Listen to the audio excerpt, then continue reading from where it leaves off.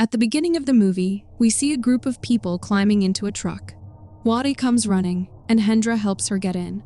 It's revealed that they are engaged. We are then introduced to Dwi, Frankie, Nanning, Enda, and Fadhil. They are all from the same village and are on their way to work at a sugar mill as seasonal workers. As they arrive, the workers are assigned their lodges in the mill. Everyone lines up and heads to their designated rooms. Enda, Nanning, and Wadi are given the same room, which they share with another girl named Rainy. Wati tells Rainy that the three of them come from the same village. Just then, the steam whistle blows. Enda goes to the window to check, and Rainy explains that the alarm signals bedtime. It was mentioned earlier. Suddenly, Wadi tells Enda to have dinner first. Meanwhile, Fadhil enters his room and takes out his prayer clothes from the wardrobe. While changing, he hears someone laughing. He looks around but ignores it. As he prepares for prayer, he sees a woman who vanishes instantly, terrifying him. Later, Enda goes to the kitchen to fetch water when she hears strange noises coming from the ceiling.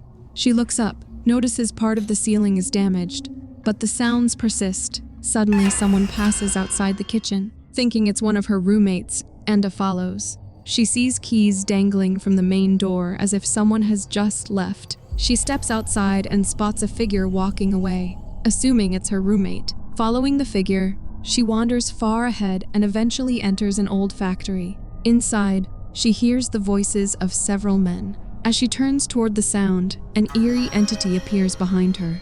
Enda follows the voices to a door. She tries to open it, but instead finds a hole in the wall. Peering in, she sees a large group performing a ritual. Suddenly, they all turn toward her, stopping the ritual. Startled, she falls. As she tries to flee, a massive demon appears behind her and the scene cuts. Comment. Subscribe to Recapss Horror. The next day, everyone leaves their lodges for work. Later, Marnie, the in charge of seasonal workers, introduces them to Mr. Salmon, followed by Rano and Carno, the security guards. She then explains the curfew rules. The sound of the slit drum after dusk marks the start of the yellow hours, during which all workers must remain within the vicinity of their lodges. At 9 p.m., the steam whistle signals the start of the red hours, when leaving the lodge is strictly forbidden. Hearing this, Enda becomes uneasy. Marnie adds that milling will begin in 3 days. Now, the foreman will divide the workers into groups to assign and explain their tasks. She then calls Enda, who approaches nervously. Marnie tells her to come along to her office, saying that Enda will be working there with her. Then we see everyone carrying out their assigned tasks. Meanwhile, Enda notices a baby bird fallen to the ground. She picks it up and places it back in its nest. Just then, a woman named Gina tells her, "A good deed will bring you good rewards," and walks away. Later, Dwi is seen telling his group that this factory once caught fire. Fadhil asks who told him, and Dwi replies that Frankie did.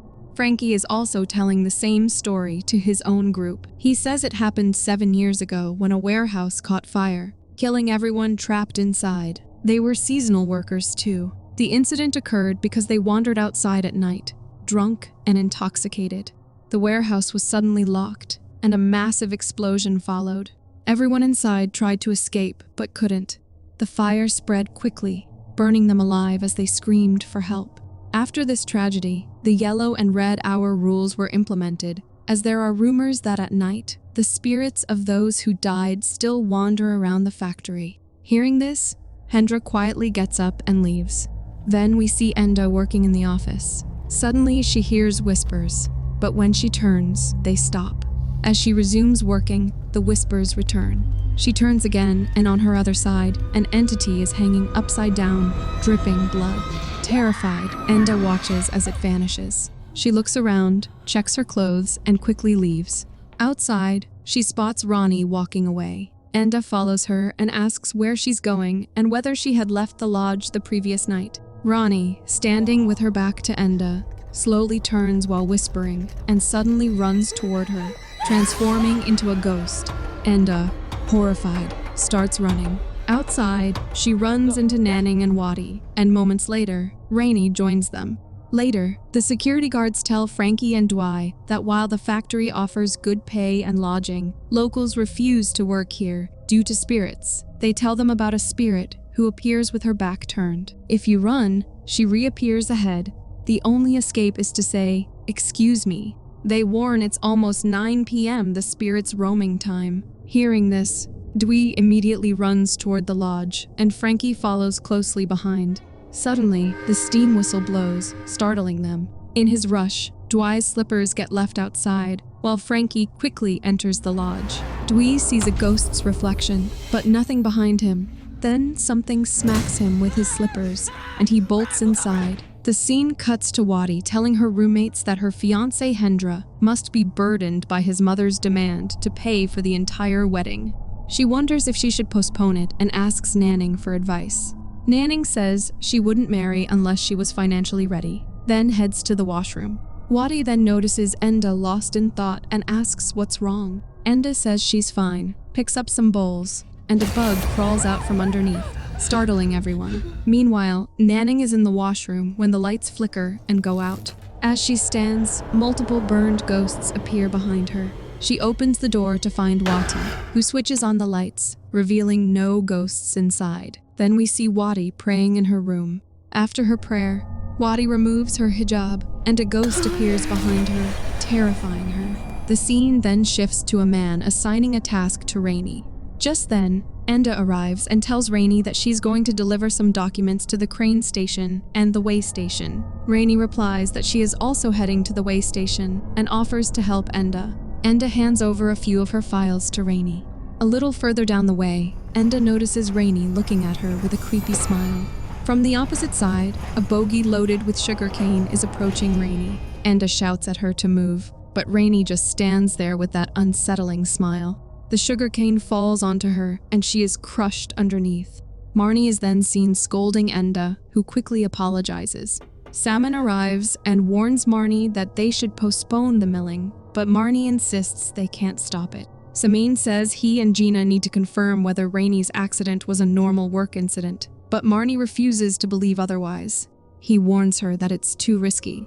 The scene cuts to Gina cutting a coconut, from which black liquid pours out.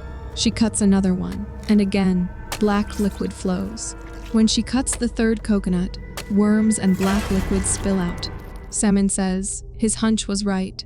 Rainey's accident was not normal. Gina tries to calm him, saying they must prepare the offering ceremony. Samin asks what she thinks angered them. She replies that she has no idea, only that they need to remain calm in this situation. The scene cuts to Enda telling Fadhil that she feels Rainey's accident wasn't normal. She then reveals that ever since she arrived here, she has been experiencing strange things. On her first night, during the red hours, she had secretly left the lodge, a fact no one knows until now. She followed someone who had gone from the lodge to the factory, but lost track of them. Inside the factory, she witnessed a whying performance. Hearing this, Fadhil is shocked. Enda feels guilty, believing Rainey's accident happened because she went out during the red hours. Fadhil tries to calm her down and advises her to pray. The scene shifts to Gina and Salmon performing an offering ritual, sacrificing an animal to appease the demon. After the ritual, Gina hopes their offering will be accepted and that there will be no more accidents. The scene then cuts to Enda entering her lodge. Suddenly, the door to Rainey's room creaks open. Enda cautiously steps inside and sees Rainey sitting on the bed with her back turned. Enda begins apologizing to her, when suddenly the door slams shut. In the mirror, Enda sees an old woman instead of Rainey. The woman rises as Rainey turns with an eerie smile, moving closer. Suddenly, the old woman emerges to haunt Enda, just as Nanning and Wadi arrive. Later, Nanning consoles Enda, telling her not to feel guilty for Rainey's accident. Rainey is fine and has been sent back home. Then Nanning notices it's almost 9 p.m. and tells Wati that she forgot to give Hendra his dinner today. She offers to take it herself. At the boys' lodge, she hands Hendra his tiffin, and Fadhil warns her that the red hour is about to begin.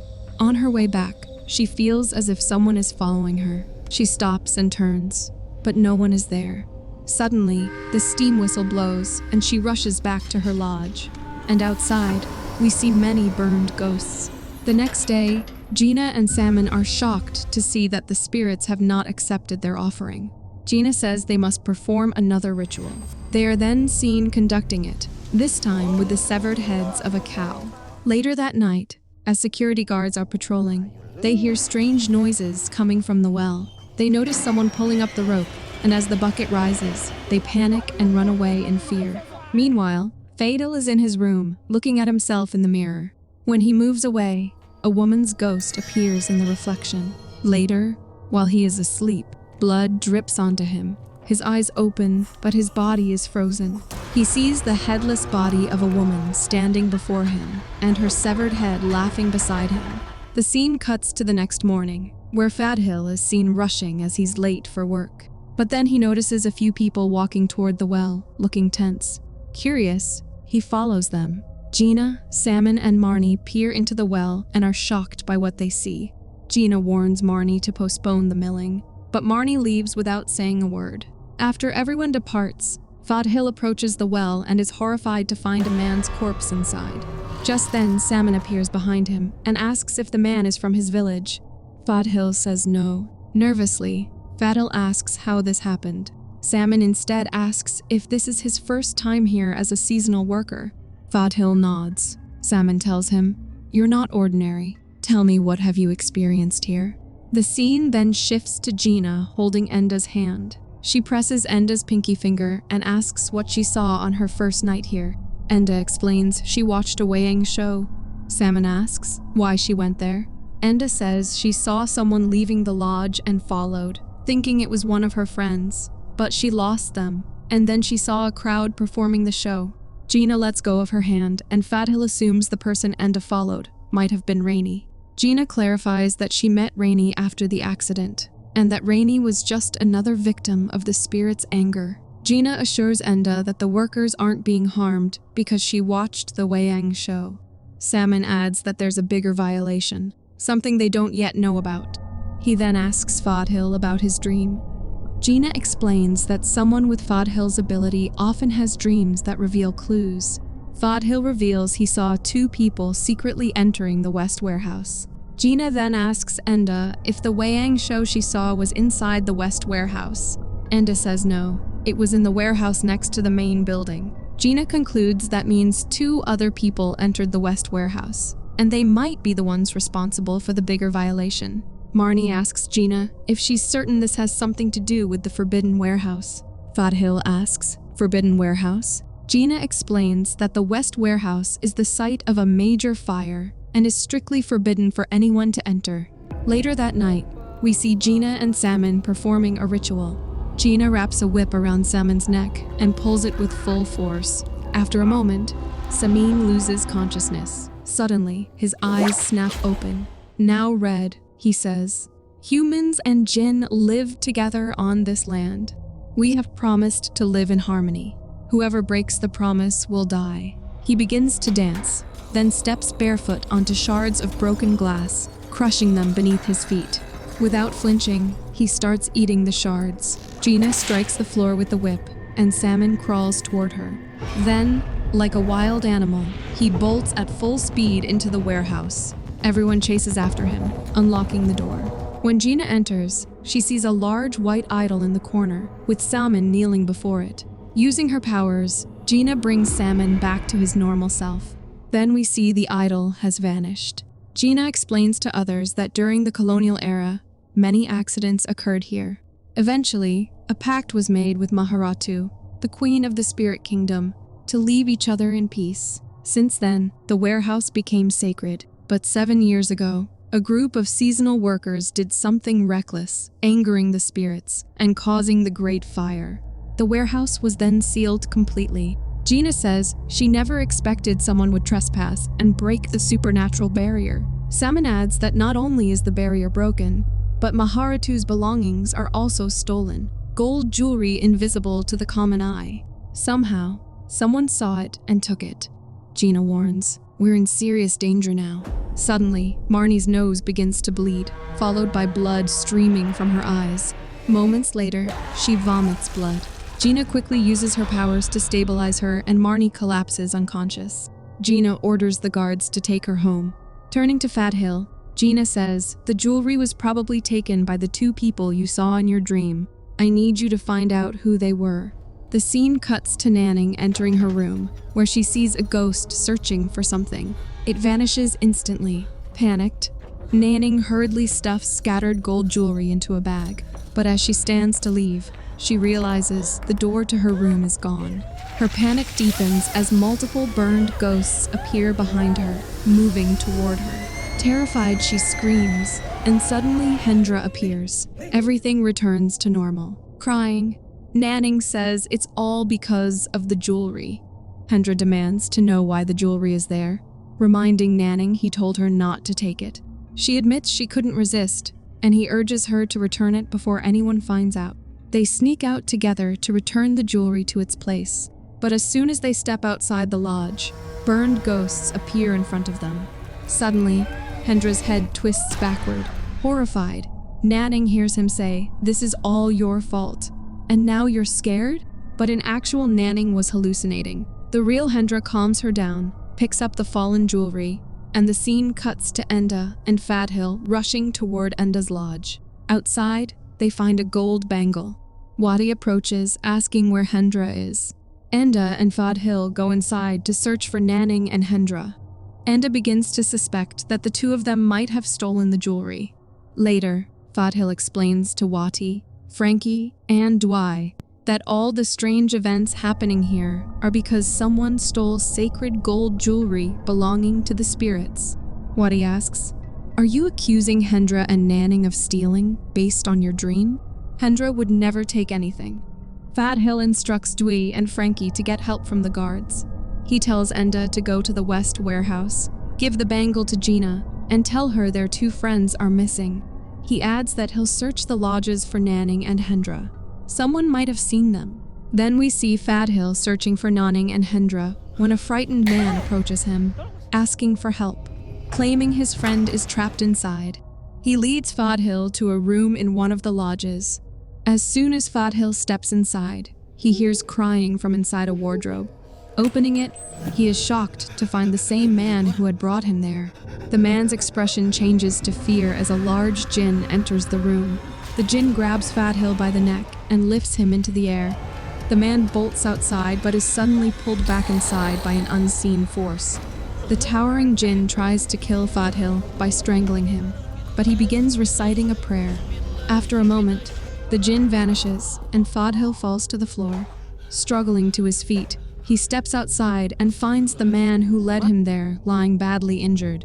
The scene shifts to Frankie and Dwy searching for Nanning and Hendra. Behind them, a man on a bicycle approaches. As they glance back, the bicycle turns down a side path, only to suddenly cross behind them. Curious, they follow, and up ahead, the bike comes to a stop. The rider turns, and his face is horribly distorted.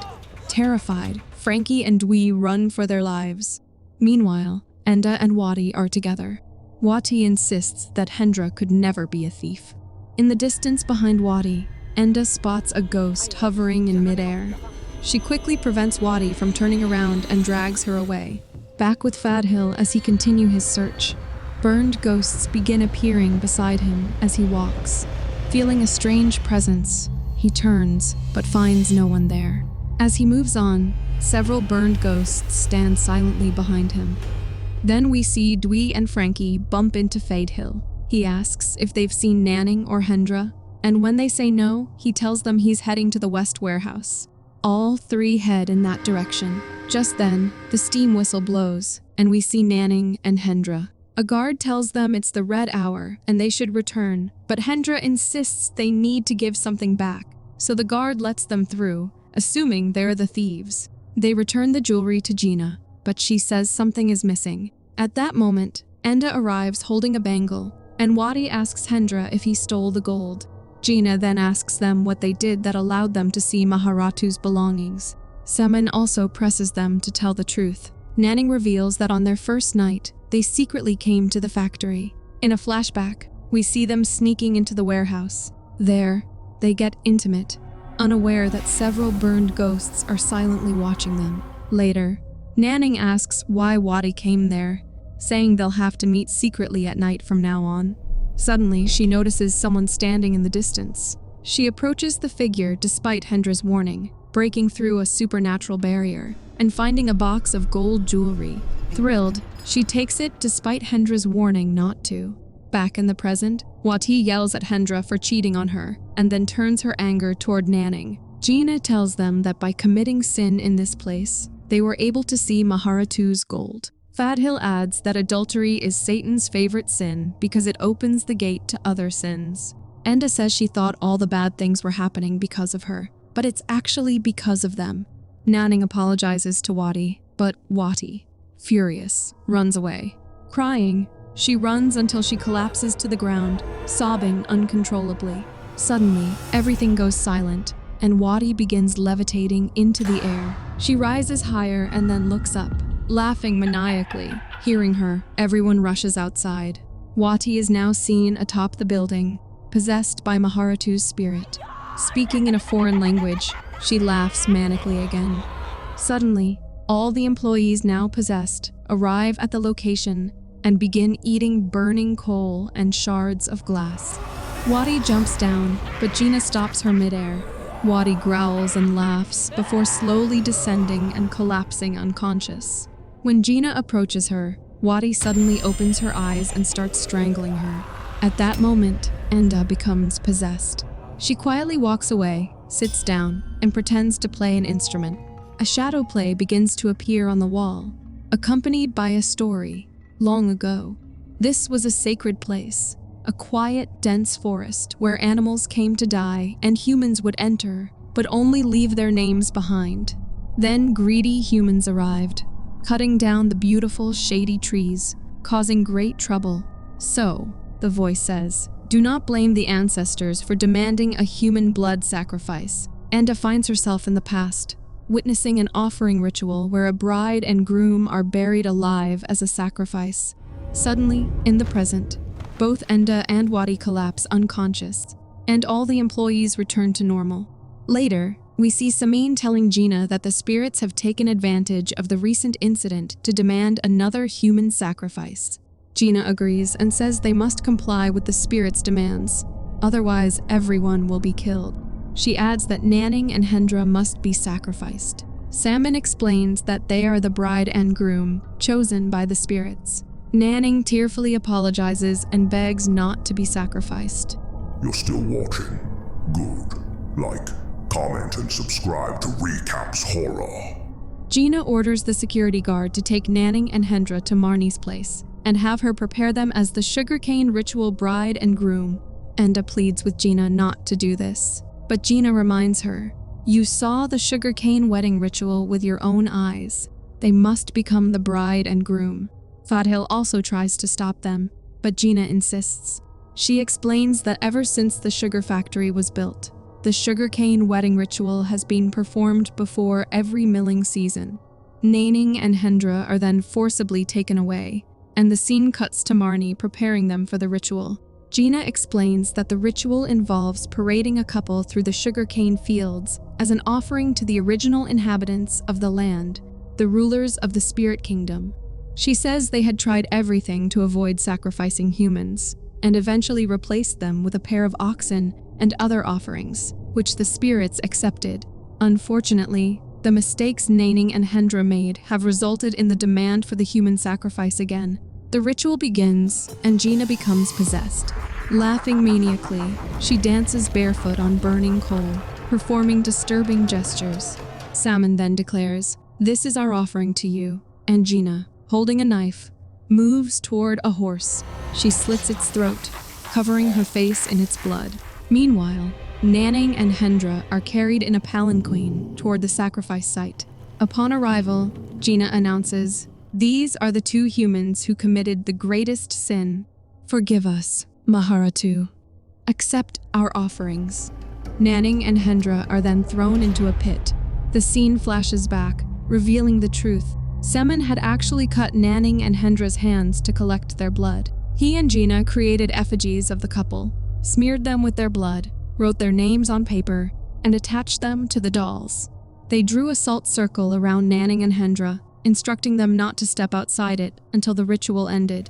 Back in the present, it is revealed that the pit contains the effigies, not the real couple. Salmon signals Fadhil to return to Marnie's house. Fadhil, Enda, and Dwy rush back there. Frankie asks Marnie if the ritual would be completed by now. Marnie admits that this is the first time they are trying something like this.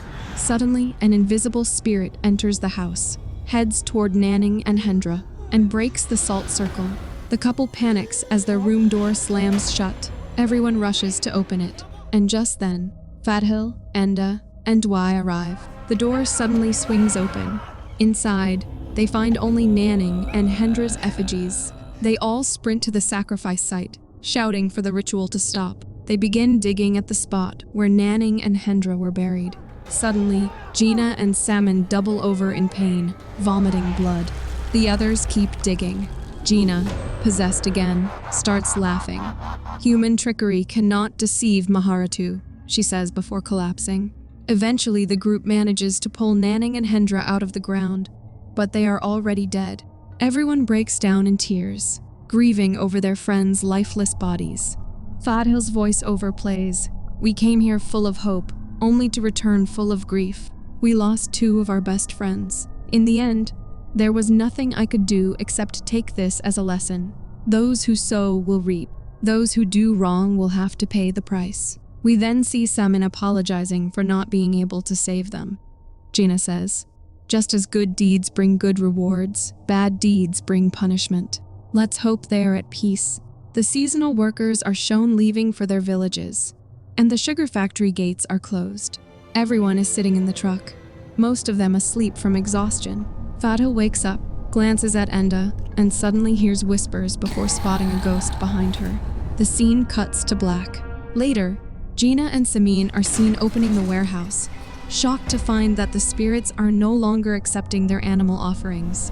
Suddenly, the door slams shut, and a djinn appears, ready to attack them. With this, the movie ends. Thanks for watching. If you enjoyed the chills, hit that like button, subscribe, and turn on notifications so you never miss a scare. Until next time, stay spooky.